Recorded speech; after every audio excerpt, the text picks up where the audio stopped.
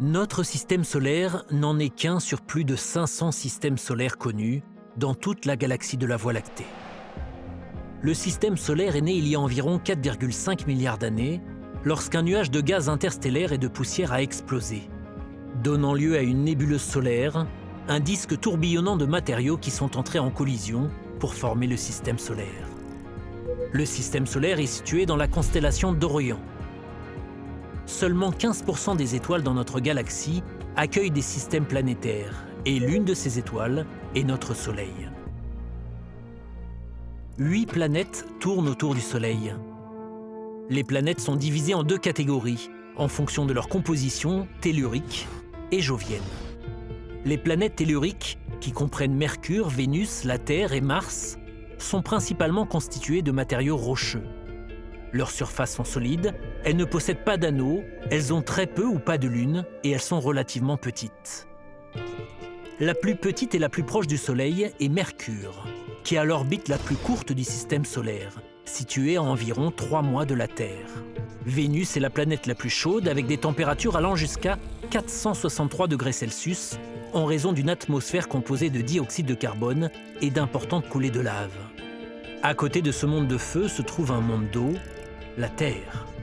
Les systèmes d'eau de cette planète participent à créer le seul environnement connu dans l'univers capable d'accueillir la vie.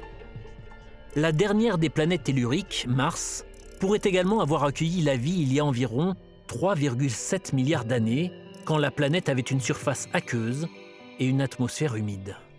Au-delà des 4 planètes telluriques de l'intérieur du système solaire se trouvent les planètes joviennes de l'extérieur du système solaire. Les planètes joviennes incluent les géantes gazeuses, Jupiter et Saturne, et les géantes de glace, Uranus et Neptune. Les géantes gazeuses sont principalement constituées d'hélium et d'hydrogène, tandis que les géantes de glace contiennent également des roches, de la glace et un mélange liquide d'eau, de méthane et d'ammoniac. Les 4 planètes joviennes ont plusieurs lunes, un système d'anneaux et n'ont pas de surface solide. Elles sont immenses. La plus grande jovienne est aussi la plus grande planète du système solaire, Jupiter. À proximité se trouve Saturne, la 2e plus grande planète. Ces anneaux, très identifiables, seraient assez larges pour tenir entre la Terre et la Lune, mais font à peine 1 km d'épaisseur. Au-delà de Saturne se trouvent les géantes de glace Uranus et Neptune. La plus grande de ces géantes, Uranus, est célèbre pour sa rotation sur le côté. À côté d'Uranus se trouve Neptune, la planète la plus extérieure du système solaire et aussi l'une des plus froides. En orbite autour des planètes telluriques se trouve la ceinture d'astéroïdes, un disque plat d'objets rocheux composé des restes de la formation du système solaire, de microscopiques particules de poussière, à son plus grand objet connu, la planète naine Cérès. Un autre disque de débris spatiaux se trouve beaucoup plus loin et orbite autour des planètes joviennes, la ceinture glacée de Kuiper. La ceinture de Kuiper n'abrite pas que des astéroïdes, mais aussi des planètes naines telles que Pluton.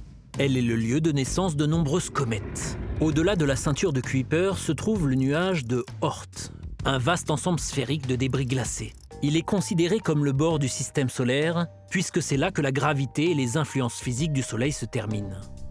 Notre système solaire, ses planètes et autres objets célestes tournant autour d'une même étoile qui leur donne vie, demeure un endroit spécial que l'on appelle maison.